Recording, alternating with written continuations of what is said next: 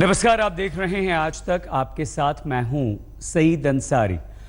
उत्तर प्रदेश बनेगा प्रधानमंत्री नरेंद्र मोदी के सपनों का प्रदेश। उत्तर प्रदेश का मुख्यमंत्री बनने के बाद अपने पहले दिल्ली दौरे पर दिल्ली आए योगी आदित्यनाथ ने लोकसभा में ये भरोसा दिया है। अपने भाषण के दौरान योगी आदित्यनाथ ने राहुल और अखिलेश पर चुटकी भी ली और साथ ही साथ उत्तर प्रदेश में सख्त फैसले लिए जाने के संकेत भी साफ दिए। इससे पहले लखनऊ से दिल्ली पहुंचने पर योगी दिन भर मेल मुलाकातों में व्यस्त रहे। राष्ट्रपति भवन जाकर राष्ट्रपति प्रणब मुखर्जी से मुलाकात की, प्रधानमंत्री नरेंद्र मोदी से गुफ्तगू, बीजेपी अध्यक्ष अमित शाह के साथ मुलाकात, गृह मंत्री राजनाथ सिंह और वित्त मंत्री अरुण जेटली से भी उन्होंने मुलाकात की, लालकृष्ण आडवाणी से मुलाकात की। योगी के स्वागत में दिल्ली में उनके सरकारी आवास को फूलों से सजाया गया था। सुबह से ही यहां चहल पहल जारी थी। सूत्रों के मुताबिक योगी मंत्रिमंडल में विभागों के बंटवारे पर पीएम मोदी और बीजेपी अध्यक्ष अमित शाह से मंत्रणा करने दिल्ली आए। उम्मीद की जा रही है कि जल्द ही विभागों के बंटवारे का ऐलान हो जाएगा।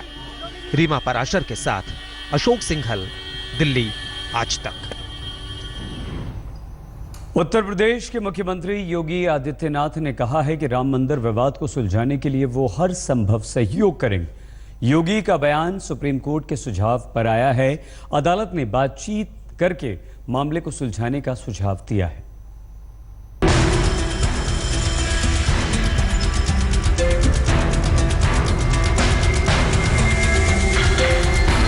अयोध्या में राम मंदिर का सवाल समझौते की राह पर आकर ठिठक गया है। सुप्रीम कोर्ट ने आपसी सहमति का फॉर्मूला उछालकर गेंद दोनों पक्षों के पाले में डाल दी है। Chief justice JS Khehar, justice DY Chandrachud और जस्टिस एसके कौल की बेंच ने समझौते का रास्ता दिखाते हुए कहा, अयोध्या में राम मंदिर संवेदनशील और भावनात्मक मामला है। मामले को आपस में मिलकर सुलझाना ही बेहतर होगा।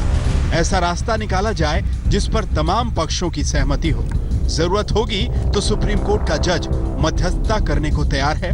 अगर आपसी सहमति से हल नहीं निकला तो सुप्रीम कोर्ट दखल देगा। हम समझौता करने के लिए तैयार हैं। मस्जिद बने, मंदिर बने, उसके अलग अलग जगह हैं।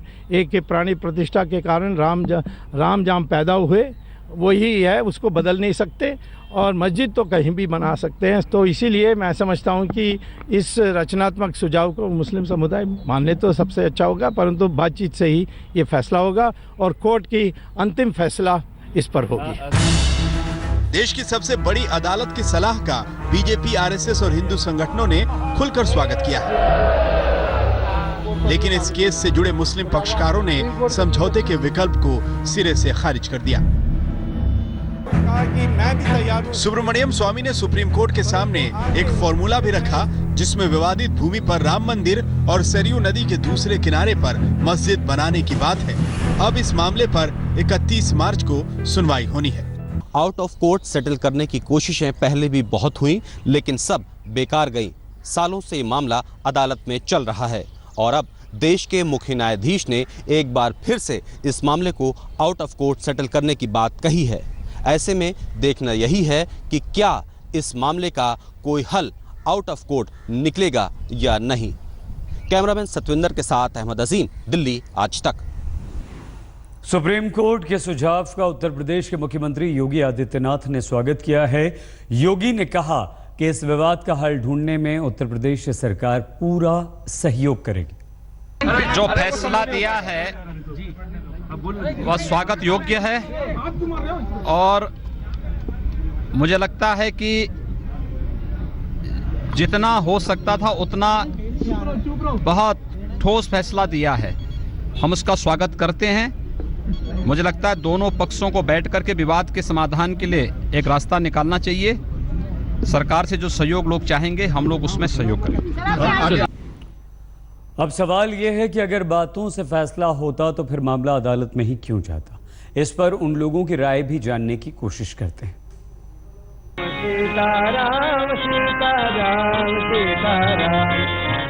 भगवान राम की जन्मभूमि अयोध्या हमेशा की तरह रामधुन से गुंजायमान है। साधु संतों की टोली बैठी है। भक्तजन भजन कीर्तन में लीन है। अयोध्या से मीलों दूर दिल्ली में सुप्रीम कोर्ट ने मंदिर विवाद को बातचीत से सुलझाने का सुझाव रखा है। लिहाजा यह जानना जरूरी है कि अयोध्या के साधु संत क्या सोचते हैं। हमारे देश के संतों का कहना है कि जहां पर रामलला विराजमान है वही राम की जन्मभूमि है। हम लोग चाहते हैं आउट ऑफ कोर्ट इसका सुलह हो जाए। उधर राम मंदिर के पक्ष में लगातार बात करने वाले नेता सर्वोच्च अदालत के फैसले का स्वागत कर रहे हैं। लेकिन क्या सचमुच बातचीत से निकलेगा रास्ता? अगर बातचीत से हल निकलता तो मामला सुप्रीम कोर्ट में क्यों पहुंचता? मैं माननीय सुप्रीम कोर्ट की बात से सहमत हूं, क्योंकि अत्यधिक संवेदनशील विषय है जिसने कि इस पूरे देश में हिंदू मुसलमानों को बांट दिया है। इससे पहले कई मर्तबा बातचीत हुई है और इससे कोई नतीजा नहीं निकला।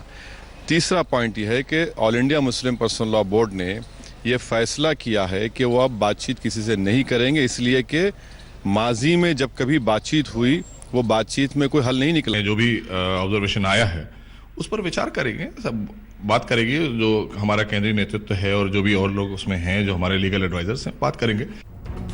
बहरहाल सुप्रीम कोर्ट ने राह दिखा दी है। अब फैसला सरकार और नेताओं को करना है कि वो किस तरह समझदारी से आम राय बनाते हैं और एक नितांत धार्मिक विवाद का सौहार्दपूर्ण समाधान निकलता है। आज तक ब्यूरो। उत्तर प्रदेश में अवैध बूचड़खानों पर एक्शन शुरू हो चुका है। गाजियाबाद, वाराणसी समेत कई शहरों में आज गैरकानूनी ढंग से चल रहे बूचड़खानों को बंद कर दिया गया। बीजेपी ने चुनाव के वक्त जो वादा किया था, यूपी की कमान संभालते ही उस पर अमल भी शुरू हो गया। सोमवार को इलाहाबाद के 2 अवैध बूचड़खानों को सील करने की खबर आई तो आज भी कई शहरों में अवैध रूप से चल रहे बूचड़खानों पर गाज गिरी। ये तस्वीर गाजियाबाद के लोनी की है। यहाँ 20 बूचड़खानों पर ताला लगाने की खबर है। इसके अलावा केला भट्टा और मसूरी में भी गैर कानूनी बूचड़खानों पर गाजगिरी है। कई मीट शॉप से सैंपल भी लिए गए हैं। हमने लोनी में चुनाव के बाद जो भी अवैध रूप से जो भी काम चल रहे हैं सबके खिलाफ अभियान चलाया है। स्लॉटर हाउस कितने हैं? स्लॉटर हाउस करीब 15 से 20 हमने बंद कराए हैं। वाराणसी के जैतपुरा थाना क्षेत्र के कमलगढ़ा, लखीमपुर खीरी जिले के खीरी कस्बे और मुजफ्फरनगर में भी कुछ बूचड़खानों को सील किया गया है। आज तक ब्यूरो। नवजोत सिंह सिद्धू के टीवी शो में शामिल होने को लेकर विवाद बढ़ गया है। सिद्धू कह रहे हैं कि ये उनका निजी मामला है, लेकिन कैप्टन अमरिंदर सिंह ने मामले पर कानूनी सलाह लेने की बात की है। ऐसे में कपिल के शो पर दोहरी मार पड़ने का खतरा है। मंत्री बनने के बाद सिद्धू के टीवी शो में शामिल होने पर सवाल उठे तो सिद्धू ने खुद सामने आकर सफाई दी। जो उन्होंने कहा, बॉस इज ऑलवेज राइट, उनकी बात की बात मत करो। मैं तुम्हें बात कर रहा हूं कि ऑफिस ऑफ प्रॉफिट जो होता है वो सरकारी एम्प्लॉयमेंट होती है। लेकिन अगर मैं शाम को 6 बजे कहीं जाता हूं और सवेरे 9 बजे तक वापस आता हूं, तो what I do at night is nobody's business. Sidhu से पहले मुख्यमंत्री कैप्टन अमरिंदर सिंह इस मामले में एडवोकेट जनरल से सलाह लेने की बात कह चुके हैं। Well, I don't know what the constitutional position, the law is on this matter. We'll have to ask our Advocate General to give us an opinion, or the LR, to whether a person who is a minister can do what he wants to do. ये एहसास दिलाने के लिए शुक्रिया। ये आपका show है और आप किसी को भी शो से बाहर कर सकते हैं। आप अपने क्षेत्र में सर्वश्रेष्ठ हैं, लेकिन भगवान बनने की कोशिश मत कीजिए। उत्तर प्रदेश में अब मनचलों की खैर नहीं है। योगी सरकार ने चुनाव के बाद अपने घोषणा पत्र में वादों पर एक्शन लेना शुरू कर दिया। एंटी रोमियो दल के वादे के तहत पुलिस कई शहरों में छापे मारकर मनचलों पर कार्रवाई कर उन्हें पकड़ रही है। मेरठ के कई स्कूल कॉलेजेस के बाहर जमा लड़कों को पकड़ा गया और लखनऊ में भी इसी तरह से रोमियो को पकड़कर उनसे पूछताछ की गई, चेतावनी दी गई और उन्हें बाद में छोड़ा गया, सख्त चेतावनी के बाद।